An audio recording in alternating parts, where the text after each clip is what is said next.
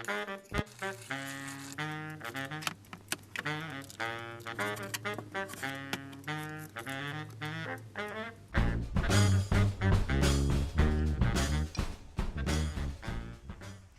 yum, yum. Welcome, welcome. Hi, I'm Sarah and I'm doing junk-free June. And although I should be eliminating chocolate biscuits in my life, get rid of the junk, no junk in the life, junky junk, out the junction. Junction? Alright, let's try that one again. Good morning and welcome to Junk-Free June week 1. I'm Sarah and I'm trying to do Junk-Free June, but this time it's going to be about zero waste and not having junk like packaging and plastics, and trying to step up my game to a next level of zero waste. Essentially, I already use tote bags, I always use a moon cup, I often say no thanks to straws, but yeah, as I try and encourage other people to use tote bags and shop secondhand, I try and think, well, you know, getting people to change is hard. Nobody likes being told they've got to change. You ought to change for the sake of the planet. I say, you know, it's pretty fun over here in this green party. You should just come join the fun. Come join the party. Okay, what more can I do to try and eliminate eliminate waste in my life for June and hopefully beyond? Because after June is Plastic Free July. Hashtag Plastic Free July. So while we're hashtagging Junk Free June, let's start with day 1 today. Week 1, day 1, I'm going to bike into town and meet a lovely girl called Ali from Planet Goodness, which is a really cool website selling awesome sustainable things. So I'm going to take some tote bags and yoga mat bags along to meet her. We're going to do some sewing. Oh, and I have a date later on. Full spectrum, day 1. Bring it on, let's do it. Junk Free June!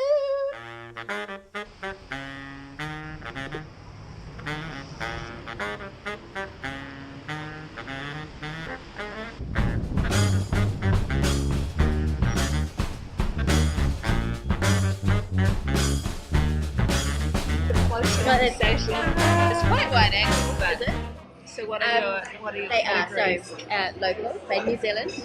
They are not tested on animals. They are having some kind of accreditation, sustainability accreditation, like organic or thing? Yeah, that sort of thing. That your products are packaged with the thought of upcycling or recycling packaging, or zero packaging or compostable packaging. No ice cream. No lolly bags. Ooh, shit cold. You're gonna ride with your teeth covered in Wellington. Oh, I don't freeze.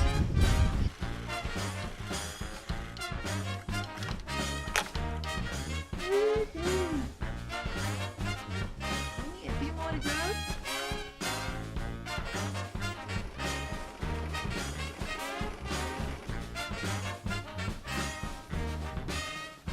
Okay, so part of my job here in Wellington is house sitting some bees over here. They're saying, hi Sarah and Ollie. Hi Sarah and Ollie. Hence the regalia. Not harvesting any honey, just checking for mites in the winter time, but didn't want to waste a good opportunity to wear this, so let's do it. It's a beautiful beehive.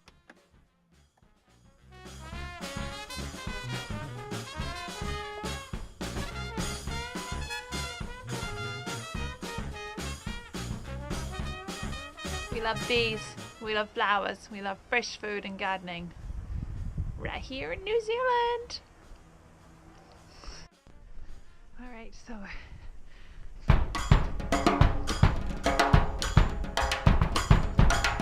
I'm just walking home from a very fun date into Library Bar, and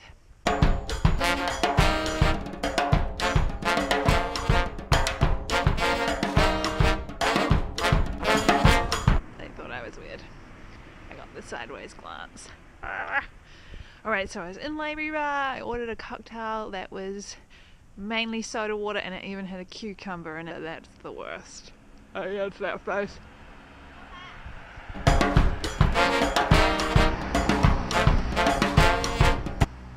So majority soda water, less sugar, junk in it.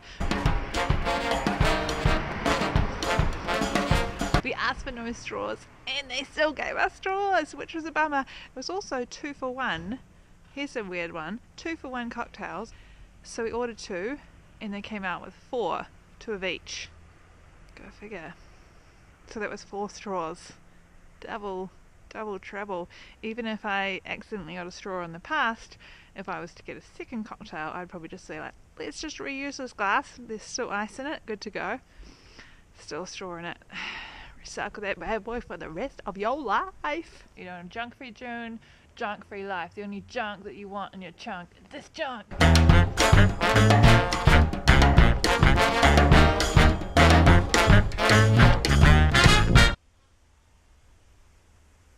The last tote bags to send out to some Pledge Me supporters of our tour.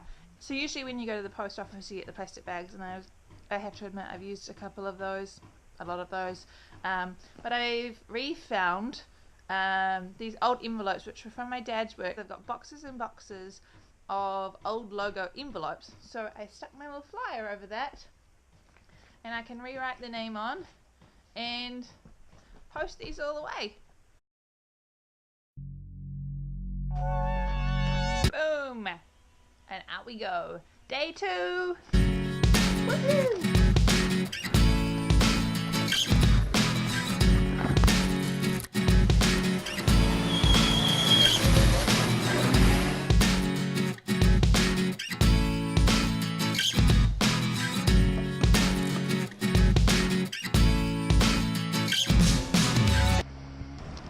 Here at the post office, and I was wondering, why do they need to give you such a huge receipt? That could be something businesses could work on to reduce the amount of lines printed necessary on their receipts, because this is like a foot long. Now it's making me hungry. So I wonder what we could do for lunch that is somewhat zero waste. It's not eating here.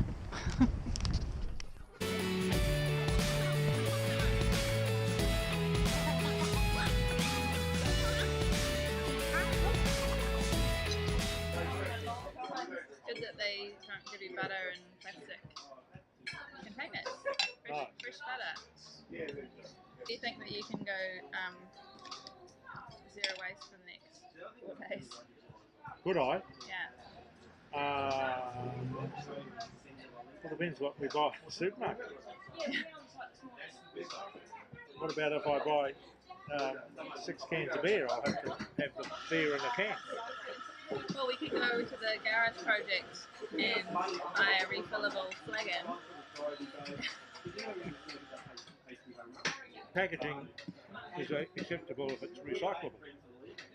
So a cardboard carton's alright. Yeah. I guess And an aluminium can. It's just gone straight to beer. But I guess we got to try and think of the preferred option above recycling, because recycling is just one up from landfill, right? Of reusing, going without, and then... You're actually meaning the container where you actually go and use the container again without recycling it.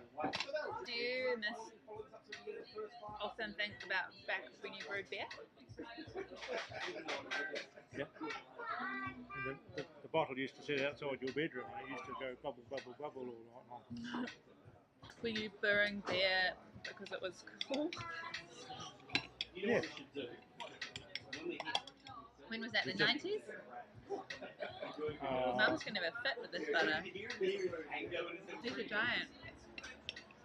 Did you know that date is good because it's a natural sugar? Points? So you put out 1 bag of rubbish a week? No. We put out a bag every 3 weeks.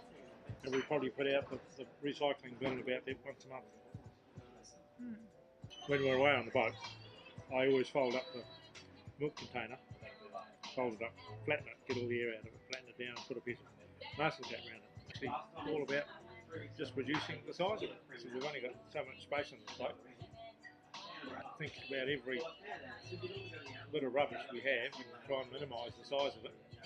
We're going to run out of space. imagine keeping all of your rubbish. Like, would that be the motivator? And when you're on boat life, that's when you notice the amount of packaging because you are living in it. If you had to keep all of your rubbish in your own backyard that you kept, biscuit wrappers, chip packets, beer bottles, then you actually see it. I think that's what happens to people when they go away on boats. And I'm referring to boats because you are living in a small confined space. They get out to something like Great Barrier, where Bridget was, and they have this huge bag of rubbish that they haven't done anything about constraining its size, packaging it, squashing it down and minimising. And they think, I've got to get rid of this. So they take it and put it on the island. And Bridget would say, take your blooming rubbish home. You know? And she's right. 2 minutes till number 32 to Island Bay. Have you got written in triplicate from your father that he's allowed to appear in your... I think I told you before you booked your flight that you would be on camera quite a lot, right? Yes, you did make that session.